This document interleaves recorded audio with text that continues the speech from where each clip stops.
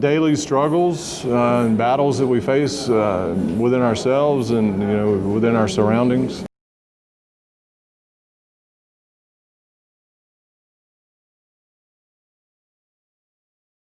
We put a lot of work into this concept in this restaurant.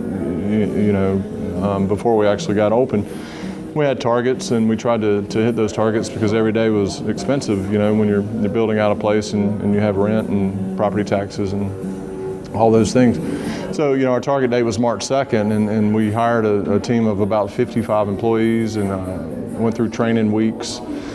Purchased food and practice cooking, and we disposed of a lot of food. We were talking, quite a large investment to get to March 2nd and have a team that was ready, because we didn't want to seem thrown together. And we opened, and there was a line out the door, and people were just pushing the walls down, just trying to get in here, and it was amazing. It was the most exciting, couple of weeks of my life, because about 13 days later we had to close, and it was terrifying. Probably one of the largest conflicts I've ever faced personally in my whole life.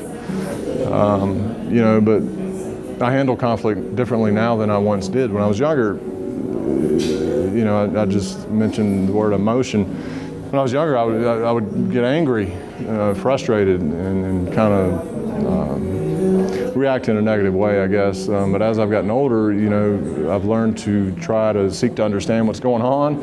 What can I learn from it? How can I adapt to it and move on? And that's what we did. We minimized the staff, and we didn't lose people. We just, we had conversations with them and worked them when we could. We did to-go orders, and thanks to our food being so good, like you mentioned, we quickly picked up some regular folks, and the word of mouth spread, and the people in this area here in Duncan are just amazing people, and they were so supportive of us through it all. Here we are on the backside of it, and like you said, we're thriving. So, had I reacted the way I did when I was younger, probably would have a much different result than what we have today. So, I'm very blessed and fortunate to be where I'm at, and I can't wait to see where things go from here. But certainly was one of the most challenging periods of my life, and it still is. We're not out of it yet. So.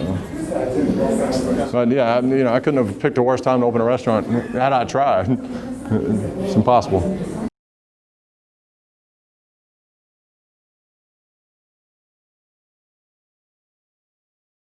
Instead of trying to lay blame and point fingers at others, kind of point the thumbs at yourself.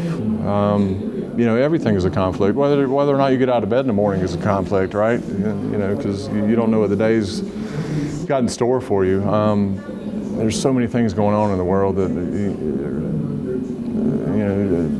so many conflicts throughout the course of any given day. So it's really how you maneuver yourself through that, and the attitude that you have as you maneuver through that. I hold myself accountable to the way I react to things, and just try to approach things with more of an open mind and a level head than I used to. And like I said before, just try to make the best out of the situations that I'm in. Try to learn from them and pull the good from it if I can. One of the best pieces of advice that anybody ever gave me was to have an attitude of gratitude. That's stuck with me, for many, many years now.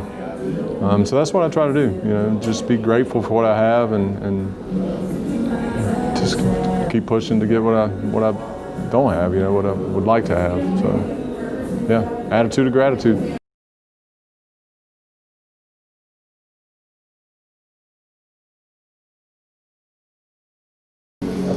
Keep your head up, I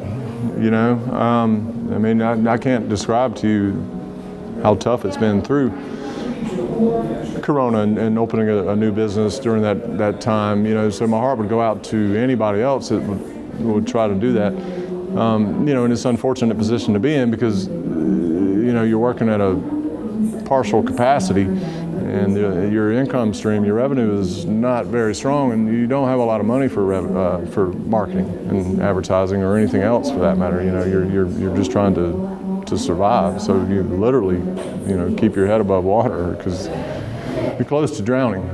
But you just have to believe in yourself and stay focused on the goals that you set prior to Corona, because that's just the a blink in the big picture of our lives, and it's going to pass, you know. But you can't let your dreams and goals pass with it. So you just have to be brave and believe in yourself and fight.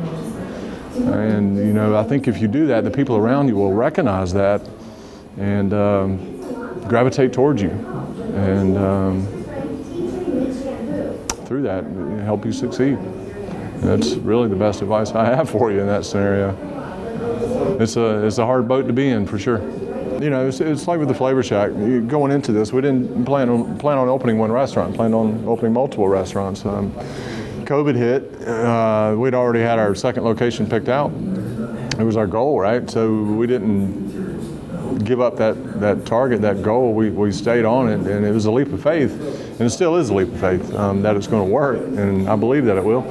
So, you know, in the middle of the pandemic, we were still shut down here, couldn't, you know, have any dine-in guests. You know, everything was to go, and we were just fighting for our lives. And I signed the paperwork for number 2 out in Greer, you know, because nobody's going to deter me from the path that I'm supposed to be on.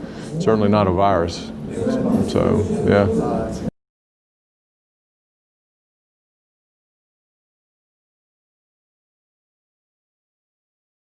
Probably myself.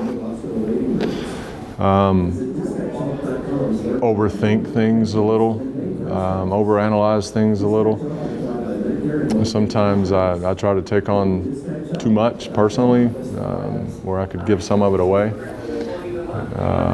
You know, the pandemic's a good example of that. You know, when everything hit and the world turned upside down, I kind of grabbed everything and pulled it close and dared anybody to touch anything. You know, it's just hard for me to let things go and let others take things from my plate, I guess. You know, and I guess that's sparked by fear. You know, typically in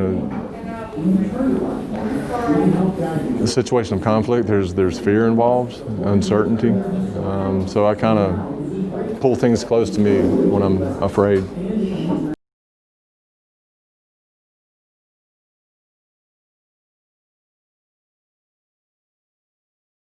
The biggest gift he's ever given me is my wife. Her name is Ileana. She's a little bit older than me. She would never admit that. She looks much younger. She has beautiful dark hair, doesn't have a wrinkle on her face. Just carefree, wonderful woman. She doesn't let things get under her skin and let things bother her. And I think God put her in my life for a reason, because I'm quite the opposite. You know, I probably look a little older than I am because I worry a little more than I should. So she balances me out. So when I need support and I need advice, I turn to her. And I think that's what God meant for me to do. She's not only been supportive of me, but she has displayed strength like you wouldn't believe. My wife is a retired soldier. She served in the United States Army. She deployed and fought for the country. And she's a nurse now, and she's a full-time student. She's in college. You know, I told her she needs to wrap it up. She's going to be the only student drawing Social Security. But, you know, so I guess in her world, she's an entrepreneur as well. But, you know, I have a lot of admiration for my wife. Yeah, I definitely think her support and her display of strength and perseverance has certainly helped keep me on track.